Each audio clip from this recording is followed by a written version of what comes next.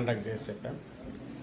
ఖచ్చితంగా రేపు వైఎస్ఆర్ కాంగ్రెస్ పార్టీకి వచ్చిన ఒక ఓటు కూడా పొల్లు పోకుండా అన్ని పాజిటివ్గా మా అకౌంట్లో పడే రకంగా అప్రమత్తంగా ఉండి కౌంటింగ్ పూర్తయి డిక్లరేషన్ తీసుకునేంత వరకు కూడా అక్కడ నుంచి ఎవరిని కదలవద్దని అందరికీ రిక్వెస్ట్ చేశాం, సూచించాం.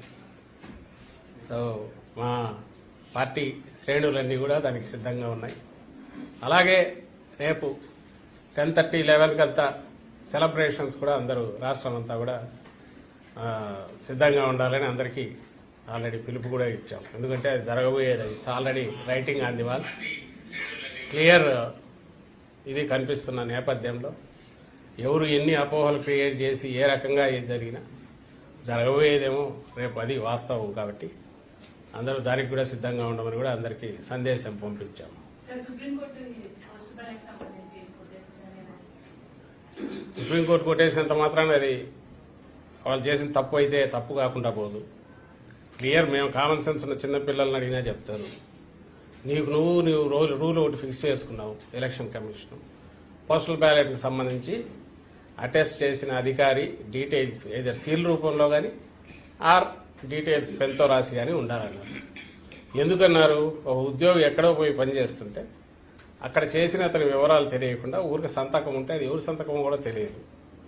ఇది లాస్ట్ జూలైలో రిలీజ్ అయిన వాళ్ళ గైడ్ లైన్స్.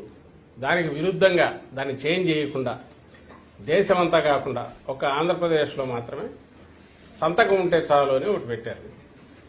ఇది కూడా ఏది తెలుగుదేశం పార్టీ వాళ్ళు వెళ్ళి బ్యాలెట్ పేపర్ చూస్తే సరిపోతుంది, ఇవేం అక్కర్లేదని వాళ్ళు రిక్వెస్ట్ చేశాక వీళ్ళు మార్చారు ఈసీ. దాంట్లో క్లియర్గా బ్లాటెంట్ వయలేషన్. నీ ప్రొసీజర్స్ నువ్వు ఫామ్ చేసుకున్న రూల్సే నువ్వు వయలేట్ చేస్తుంది ఈసీ.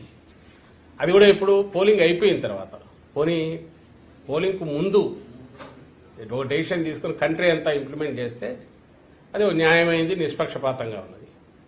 పోలింగ్ అయిపోయింది, కౌంటింగ్ దగ్గరికి వచ్చాక అది ఒక స్టేట్లో ఇక్కడ మాత్రమే ఇలాంటి ఎగ్జామ్షన్ ఇవ్వడం అనేది విడ్డూరంగా కనపడుతుంది, అనుమానాస్పదంగా కూడా ఉంది. అదే రైట్ చేశాం. But court doesn't want to interfere at this junction. కాలేమని అది కోర్టు కంటే అది ఇండిపెండెంట్ వ్యవస్థ, అది ఇండిపెండెంట్ వ్యవస్థ.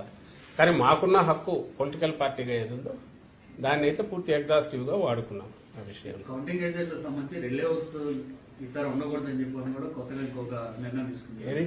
కౌంటింగ్ ఏజెంట్లకు రిలేవర్లు అవసరం లేదు అనేది ఈసీ తీసుకున్నారు.